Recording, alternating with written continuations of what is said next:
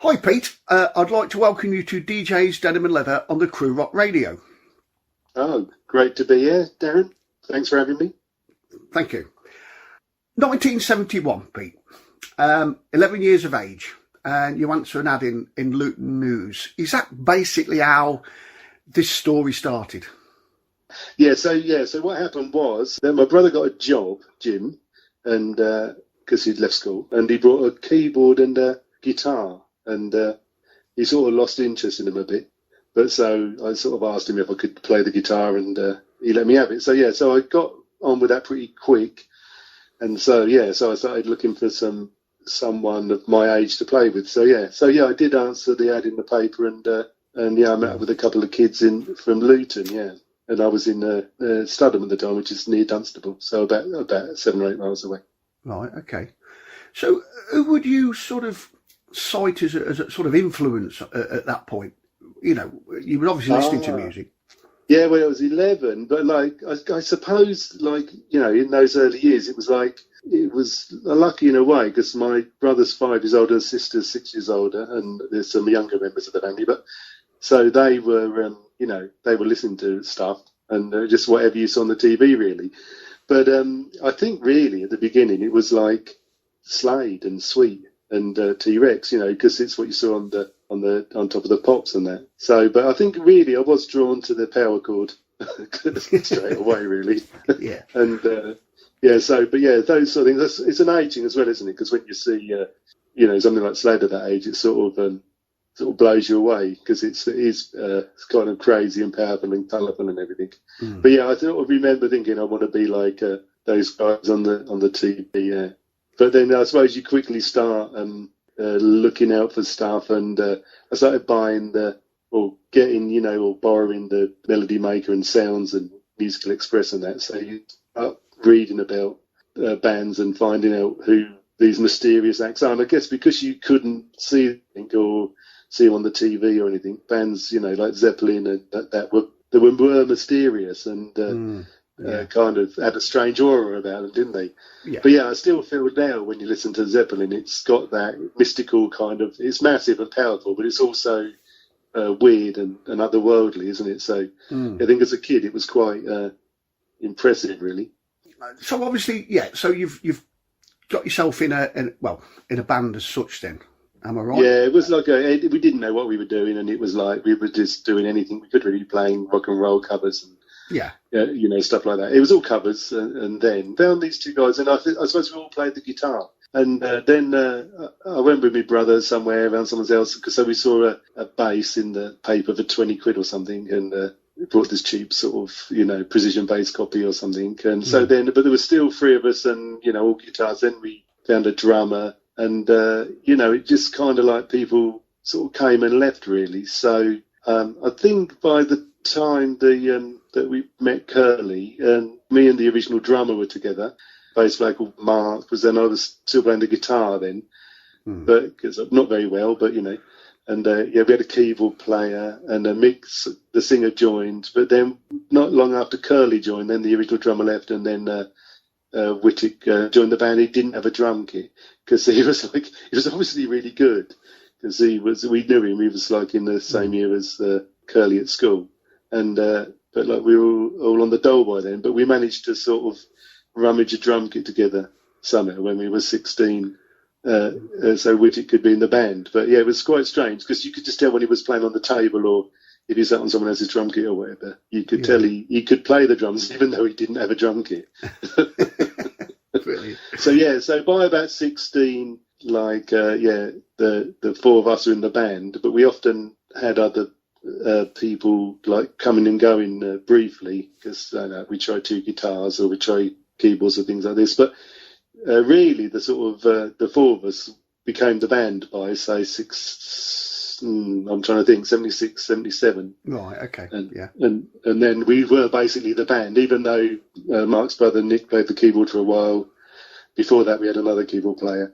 We weren't really a keyboard band. It was just, I think, sometimes people thought, you needed another something else, sometimes, some more texture. But I think we were quite a heavy rock band. Before we left school, we were quite like, we were listening to Budgie and AC/DC and Cactus, was it? With certain kind of heavy rock bands, and we were sort of doing covers of their stuff. Like, we did a few Budgie songs, some Deep Purple and stuff like that by then, and we did start writing our own songs around about that time. Right. Okay.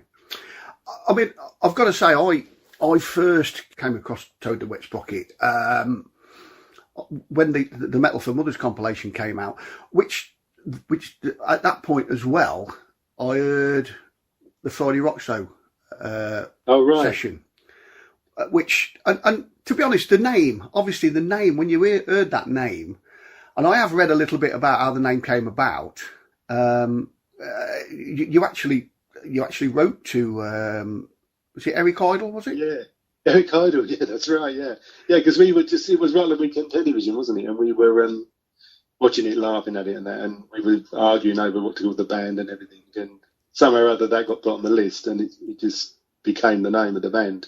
Right. But yeah, I suppose because, like, I don't know, heavy metal names are often like more than one word, weren't they? Like, they were like Led Zeppelin or something, or three words or something. But it was just like, it was...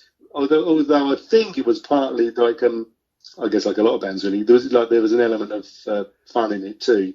Yeah. And I think that was also a good and a bad thing. Good thing for the band generally, because we got on and had a laugh together. But I think our frivolous nature was often sort of detrimental to us when we were stupid at the wrong times. Really, I think when we were with the important people. Right, okay. I mean, the track that appeared on, I mean, obviously, I've been reading the liner notes to the new CD. The track that was actually on the album, I mean, how did that come about, Blues in 8? Okay. When it was like the height of punk rock, I guess, it was, I don't know, we met Neil Kay somehow or other. I think we probably answered and had in the Melody Maker again or something. But we started playing at... the bandwagon, and so we were playing at this regular at Neil Kay's sort of heavy metal club, and it was the only sort of heavy metal thing going on in that area. I think it seemed like everyone else was putting on punk and new wave and stuff like that.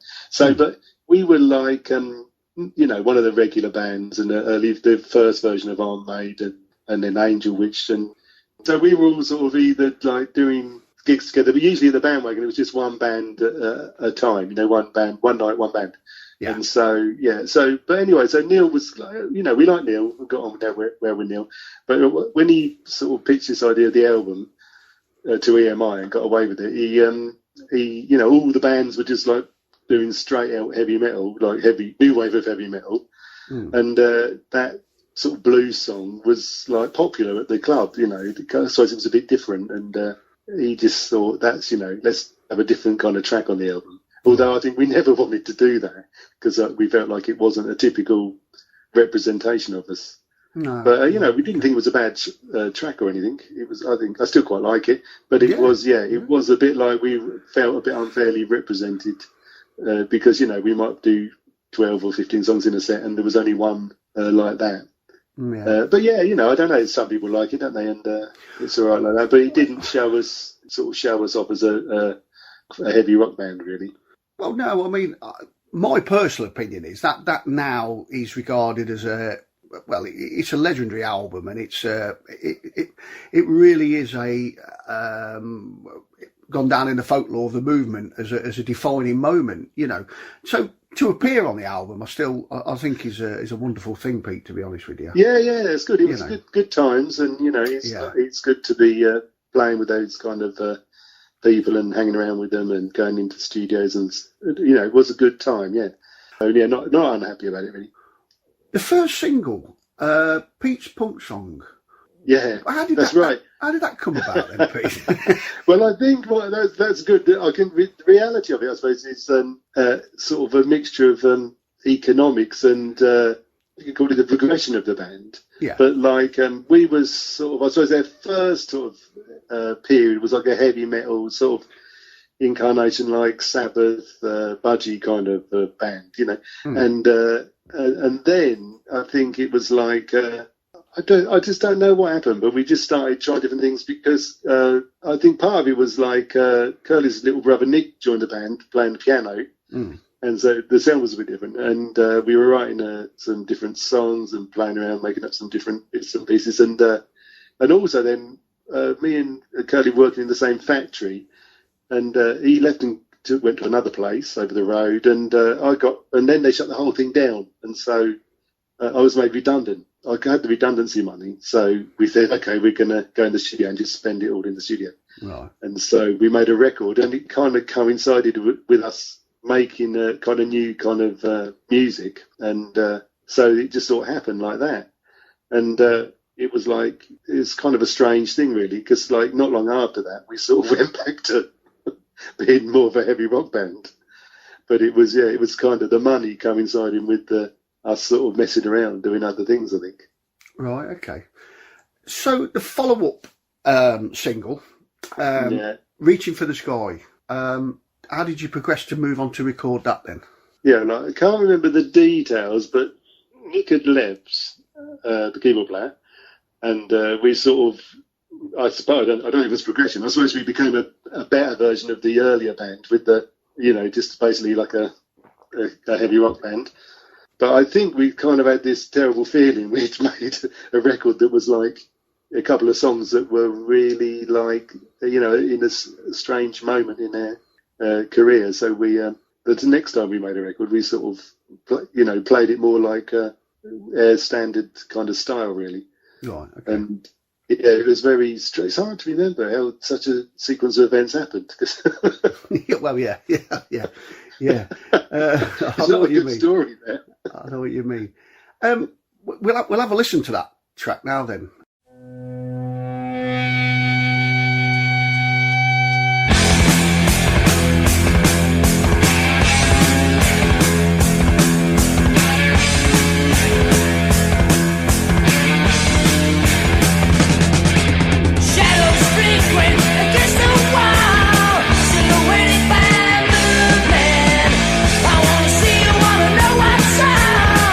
Before my whole life has stopped.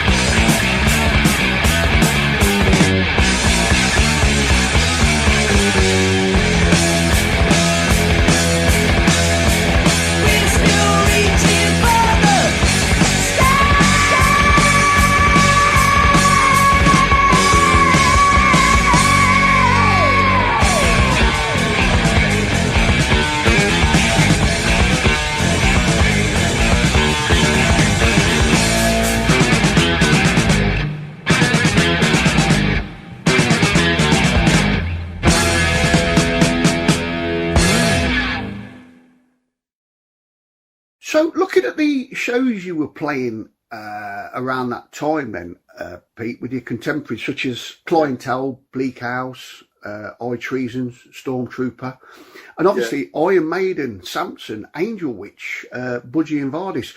What was it like at that time to be playing them shows? Oh, it's interesting. Yeah, good question, actually, in the sense of I think it was like nobody was really super famous, but there was a sort of an good atmosphere. But you would get both, like, playing in a half-empty club, to having a brilliant kind of packed house and everyone getting off on it. But it was very sketchy, and it was by no means like so popular that you was always playing to a big crowd or anything. So, sometimes it was nice to be doing it and playing with those other bands, but sometimes you'd go a long distance and play to a small crowd and without much of an atmosphere. So it was really like the momentum hadn't really picked up at that point, really, at the beginning. Yeah. So that was very interesting. But yeah, other times it was great. Like, I don't know. It keeps making me think of some of the things we messed up, like at the Camden Town. Like there's a music machine then. That's called something else now, isn't it? Yeah. But yeah, I think there was Iron Maiden and us and Angel Witch or something like that. And I think we was, I don't know, we were probably on first even. But it was, those sort of gigs were good. And but it was also a difficult time because you had this thing where I do remember, I guess, like Neil was a really good guy, but he's straight down the line, heavy rock fan, I suppose. And but the one thing he didn't like was funk music. And I think in the sound check we were playing something a bit funky. And there was a bit like something from The Simpsons. We had this Neil's voice booming out over the PA saying, "Toad, we do not want that funky shit in this club tonight." And that was great, but it was funny because Neil was a really good, nice guy. But it was also he's also a bit of a character, like well, it's there were the two guys that used to were quite famous for their sort of making cardboard guitars and stuff. Yeah, that's right. Was it sort of Rob the Loon? Rob the Loon, yeah. Yeah, there's a few guys like that. Yeah, because I do remember that we was me and Curly were two of the judges at the first Headbanger of the Year competition, I think. Right. There was a couple of Iron Maiden and us two, and but he got banned. He didn't get banned, but he didn't win because I think they didn't. Some of the people didn't like the fact he was sort of taking the piss too much. Because I mimed all the instruments. He did a Deep Purple track, and he didn't just do the air guitar. He did like everything. He did air drums and air keyboards, and that's cheating. Great to see. Right, we're going to have a listen to another piece of music now. Then, could you just tell us what it is, then, please? Okay, this song is called "One Glass of Whiskey."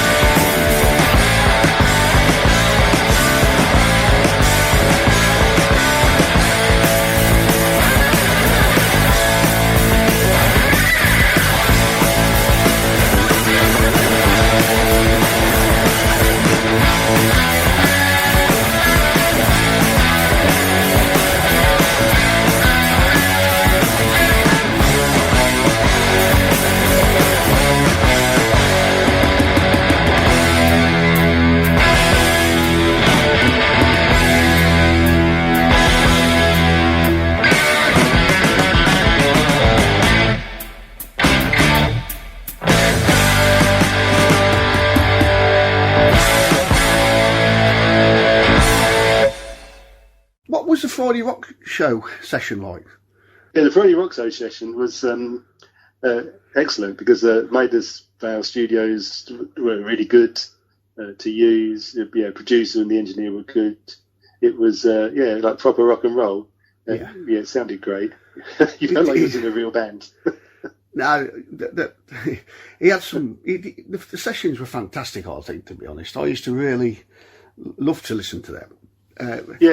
It's really healthy thing to do, isn't it? Because it's easy to get someone's record or tape or CD and play it on the radio, but that is a good thing to get bands in and record them, do something in a slightly different way, and it's really is live, isn't it? It's just I mean, we did it a little bit like maybe touch up the vocals and things like this, but it was basically just a band playing in the studio really, and it's great.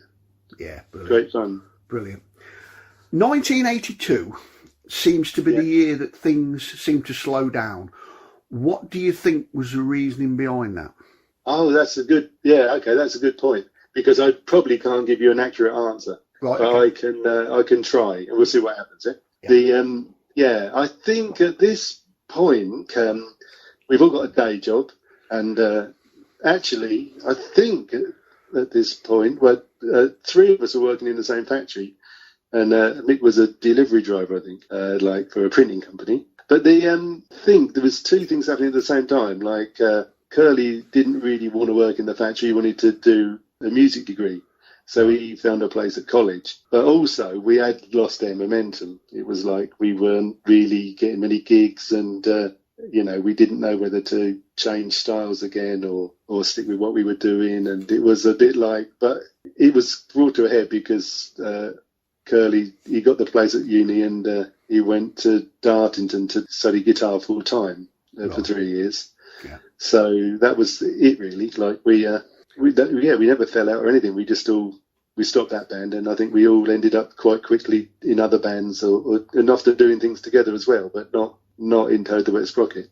So we've got a retrospective out now then called Rock and Roll Runners, 17 tracks. What was the sort of background about getting this out then, Pete? Oh, well, the guys from High Roller Records. Yes, yeah. From High Roller, they contacted somebody. I think it was Sparky. Sparky was a manager at one point in the middle of everything, and also he played keyboards on a few tracks and that. They contacted him, but I think then he put them on to me because I think, he thought it was more appropriate. They spoke to me, so the record company just started a conversation with us, and we started collecting together some material, whatever we could find on tape, really, and the vinyl, and also they got in touch with the BBC and got hold of the tapes for the Tommy Vance session. Right. So that was how it came about, really. And so the guys at High Roller just really threw me as a conduit, I suppose. We collected all this stuff together, all the photographs, all the background information, and that's all that happened, really. And that is now available, obviously. Is it on CD and vinyl, Pete? The CD is available, yeah, but the vinyl is in delay. I think it's the vinyl shortage, isn't it? Yeah. So there will be 3 different colour vinyls. It's a double sort of fold-out album. Everything's on the vinyl one, like all the pictures, all the notes, all the lyrics, this kind of stuff. Yeah. The background information. So the CD's a bit more of a compact version. So same songs, but less other stuff with it. So the vinyl one, I think, is the one to get if you can. Or, it's a brilliant. They do a great job, High Roller. Yeah, they do, don't they? Yeah. They're pretty good looking records, and I was, the mastering's good because I often think when I listen to that, we got, stuff that is straight off the master tape, stuff that's off an old cassette tape, stuff that's off vinyl. But when you go from one track to the next, it's done properly. It all sounds good. Yeah, it all sounds pretty good. Some of it I'm impressed with how they salvaged it, because some of it sounds a lot better than the stuff I gave to them. Okay, so we're going to have a listen to another track off it, actually. Could you just tell us what it is, Pete? Okay, the next track up is Big Deal.